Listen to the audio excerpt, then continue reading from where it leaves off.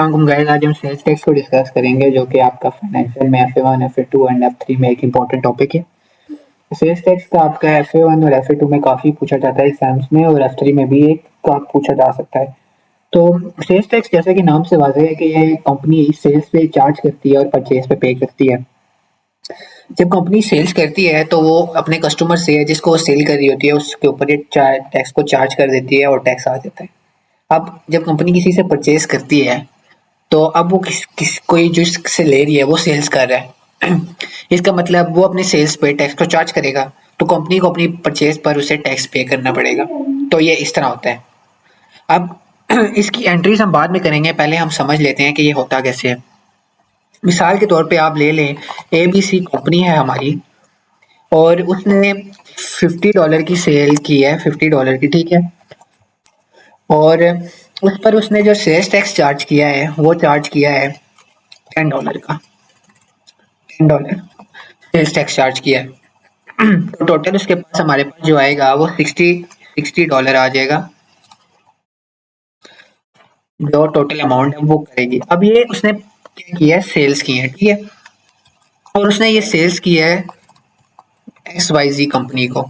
अब हम XYZ company पे आते हैं। XYZ कंपनी ने से ये $60 जो है परचेज की है। अब $60 की उसने परचेज की है जिसमें से $50 उसके जो प्रोडक्ट्स हैं उसके अमाउंट है और जो बाकी $10 है वो उसने टैक्स पे किया है वो है। तो इसके आगे हम लिख देते हैं परचेज।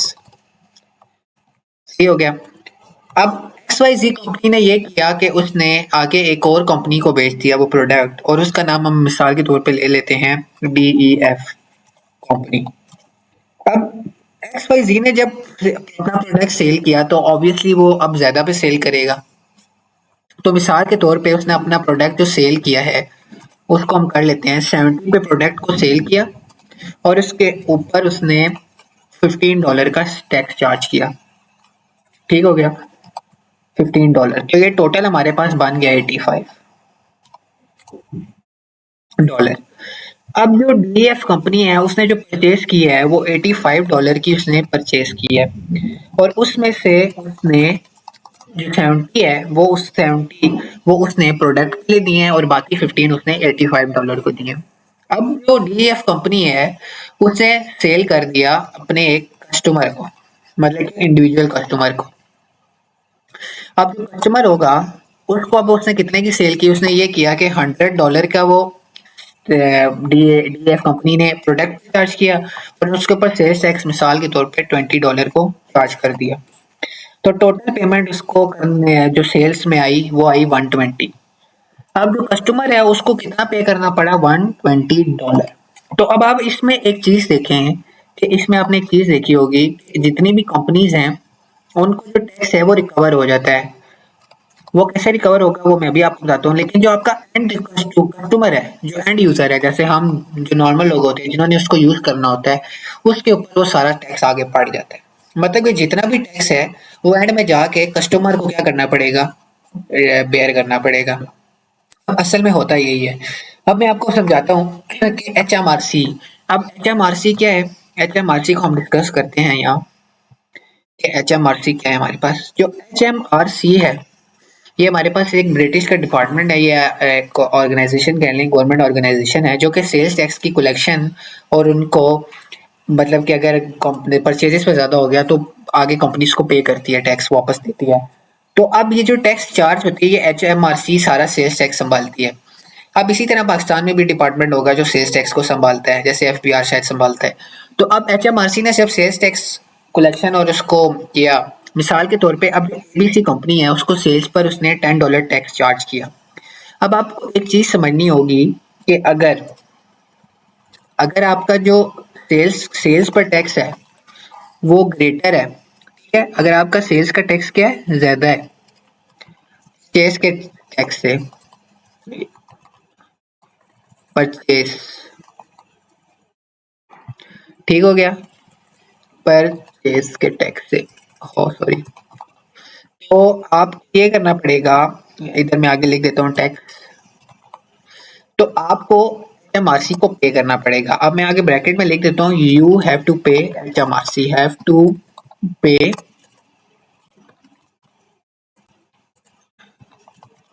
H R C. ठीक हो गया। मतलब कि अगर आपकी सेल्स पे जो टैक्स है वो परचेज से ज्यादा है तो आपको एचएमआरसी को वो टैक्स पे करना पड़ेगा। ये कंपनीज के लिए। ठीक है। मिसाल के तौर पे अब हम एबीसी कंपनी की बात करते हैं तो उसने सिर्फ सेल्स की है और उस पर $10 का टैक्स चार्ज किया है और परचेज पे उसका जो टैक्स है वो जीरो है क्योंकि वो मेंशन नहीं है तो हम उसे जीरो सपोज कर लेते हैं। तो मतलब कि जो एबीसी कंपनी है उसने एचएमआरसी को कितने की पेमेंट करनी है, $10 की पेमेंट करनी है। अब अगर हम दूसरे केस की तरफ आते हैं, हमारी जो दूसरी कंपनी थी हमारी दूसरी कंपनी थी एक्स वाई जी। हम उसकी तरफ आते हैं तो उसने एक्स वाई जी हमारी कंपनी है, उसने हमारे पास था $60। उसने $10 हमारे पास परचेज पे टैक्स पे किया। ठीक है। और सेल्स पर उसने टैक्स जो चार्ज किया वो $15 किया। तो इसका मतलब 15 जो डॉलर है वो उसने सेल्स पे किया और उसमें से हम 10 निकाल देते हैं जो कि उसने परचेज पे कर दिया। बाकी जो बच गया $5। अब ये जो $5 है ये सेल्स पर है, मतलब कि सेल्स पर उसको ज्यादा है उसको आया और परचेज पे कम गया। उनका जो नेट ऑफ है वो $5 है। अब ये जो $5 है ये उसने एचएमआरसी को पे करना है। ठीक हो गया, समझ आई आपको बात। मतलब कि अगर आपका सेल्स का जो टैक्स है वो परचेज से ज्यादा है तो आपको क्या कहते हैं, एचएमआरसी को पे करना है। लेकिन अगर आपका पर जो परचेज का टैक्स है वो सेल से ज्यादा है तो एचएमआरसी आपको पे करेगा। ये इस तरह होता है। अब हम अगली वाली कंपनी को भी डिस्कस कर लेते हैं। अब हमारे पास जो नेक्स्ट कंपनी हमने ली हुई थी 3 पे DEF कंपनी, इसने हमारे पास $15 टैक्स परचेज पे किया और $20 इसने चार्ज किया। ठीक है। अब देखिए सेल्स ज्यादा है, आप माइनस कर लें और 15 इसने परचेज पे किया तो हमारे पास दोबारा $5 आ गए जो इसने क्या करना है, एचएमआरसी को पे करना है। इस तरह हमारे पास होता है। अब हम एक सिचुएशन लेते हैं जिसमें आपने जो आपका जो परचेज की फिगर है वो ग्रेटर होगी सेल्स टैक्स से। ठीक हो गया। हम ऐसी कोई ले लेते हैं। मिसाल के तौर पे हम कंपनी लेते हैं, हम ले लेते हैं एबीसी कंपनी ले लेते हैं का अगले एक साल का। उसने परचेजेस किए हैं, उसने जो परचेजेस किए हैं वो की हैं 250 की और उस पे उसने $250 और उस पे उसने $50 फर्ज कर लें टैक्स पे किया है। तो टोटल उसका हो गया, ये अभी हम अलग ही रहने देते हैं। और उसने जो सेल्स की हैं वो उसने की हैं 200 की, $200 और उस पे उसने $40 आप फर्ज कर लें टैक्स पे किया है। ठीक हो गया, $40। अब अगर आपने निकालना है कि वो रेदर पे करेगा एचएमआरसी को या एचएमआरसी उसे पे करेगा तो हम सेल्स और टैक्स परचेज का सब्ट्रैक्शन कर लेते हैं। तो हमारे सेल्स पे जो टैक्स है वो $40 है और जो परचेज पर है वो $50 है। तो इक्वल टू हमारे पास आ गया $10 और ये हमारे पास है माइनस। ठीक है।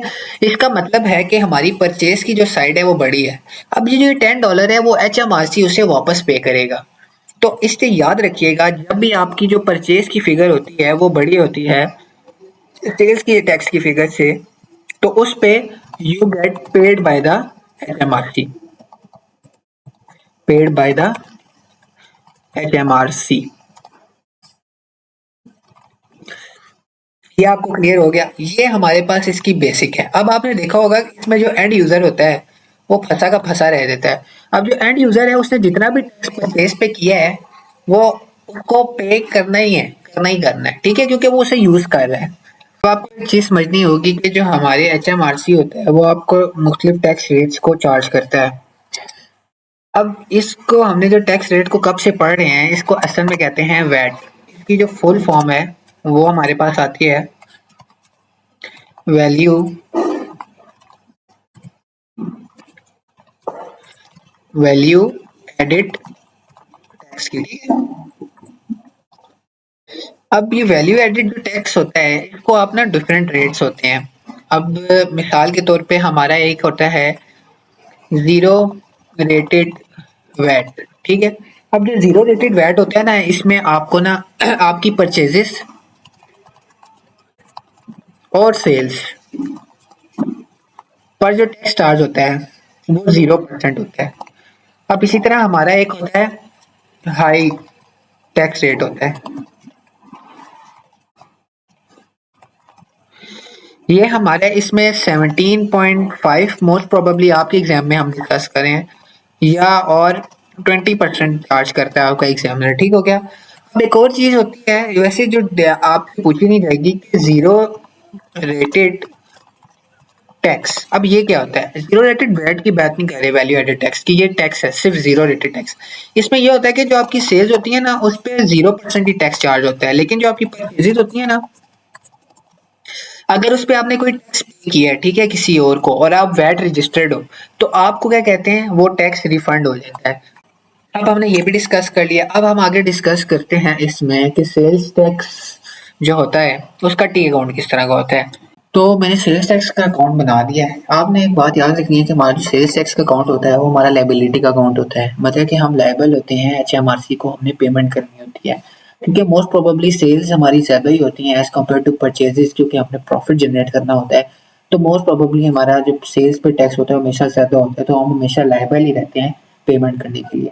लेकिन कभी कभी हमें पेमेंट मिल भी जाती है।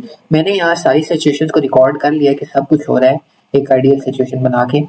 तो सबसे पहले हम रिकॉर्ड सेल्स की करते हैं। देखिए, आपकी जो सेल्स होती है वो आपकी इनकम होती है, वो क्रेडिट हो जाती है। मिसाल के तौर पर अगर आपने एक पेन को सेल किया है $20 का, ठीक है, और उस पे $5 का टैक्स चार्ज हो रहा है। अब आपने जिस बंदे को दिया है आप उससे वो $25 लेंगे, $25 सॉरी लेंगे। अब आप उससे $25 लेंगे, तो आपको कैश कितना मिल रहा है $25 का, या वो बाद में आपको $25 देगा। लेकिन आपके पेन की कीमत कितनी थी, मतलब कि आपकी जो सेल की चीज है। अब आपके जो पास ये पेन है, ये आपकी इन्वेंट्री है। जब इन्वेंट्री सेल होती है तो उसका अकाउंट सेल्स होता है। तो अब आपकी जो चीज सेल हो रही है वो कितने की हो रही है, वो आपकी $20 की हो रही है। तो बाकी जो आपकी $5 है वो आपका टैक्स है। तो इसी तरह हमने इधर रिकॉर्ड किया हुआ है कि आपकी जो सेल्स हुई वो 500 की हुई, बाकी 50 आपका उसके ऊपर टैक्स चार्ज हुआ, और आपको जो टोटल पैसे रिसीव होंगे वो 550 होंगे। तो हमारी जो सेल्स की वजह से टैक्स आएगा वो हम क्रेडिट साइड पे सेल्स टैक्स की लिख देंगे। अब हमारी जो नेक्स्ट है एंट्री है वो है परचेज की। देखिए, अब आपने किसी से रॉ मटेरियल लिया, मतलब कि अब आप जो पेन बना रहे हैं आपने उसकी एक इंक इंक इंक का, ठीक है, रॉ मटेरियल ले लिया, इंक ले ली। अब वो इंक आपने एक, जो समझ लें एक आपने पूरा कर्टन खरीद लिया, या आपने मतलब कि बल्क में ले लिया, अच्छी खासी इंक आपने ली उनसे। तो वो आपको टोटल जो कॉस्ट पड़ी वो आपको पड़ी 550 की। अब देखिए, आपने उसे 550 रुपीज पे किए या डॉलर पे किए, लेकिन उस बंदे ने जो सेल की, मतलब कि उस बंदे को जो इंक असल में पड़ी वो 500 की पड़ी। बाकी जो $50 जो उसने किया वो उसने परचेज पे टैक्स चार्ज किया, जो उसने एचएमआरसी को पे करना है और हमने एचएमआरसी से रिसीव करना है। ठीक हो गया। हमारे पर्सपेक्टिव से हमने जो कैश पे किया वो टोटल पे किया है, लेकिन हम सेल्स टैक्स को इसलिए अलग रिकॉर्ड करते हैं जो हम परचेज पे लिखते हैं, ताकि बाद में हम सेल्स और परचेज का सब्ट्रैक्शन करके ये पता लगा सके कि हमने एचएमआरसी से लेना है या देना है। तो जब परचेज होती है तो उस पर जो हमारा सेल्स टैक्स होता है वो हमारा डेबिट हो जाता है। ठीक है, debit purchases debit sales tax, और जो टोटल अमाउंट जो हमें कैश हमने देना होता है वो हमारा क्रेडिट हो जाता है, क्योंकि पैसे जा रहे हैं और वो हमारा एसेट है। तो इसी तरह मैंने अब ऊपर रिकॉर्ड किया, ये देखें, परचेजेस पे मैंने डेबिट कर दिया। अब इधर आप ये बैड डेट रिटर्न ऑफ और बैड डेट रिकवर्ड को इधर ही समझ लें कि बैड डेट्स जो होते हैं वो आपकी सेल्स को या रिसीवेबल को सॉरी कम कर देते हैं।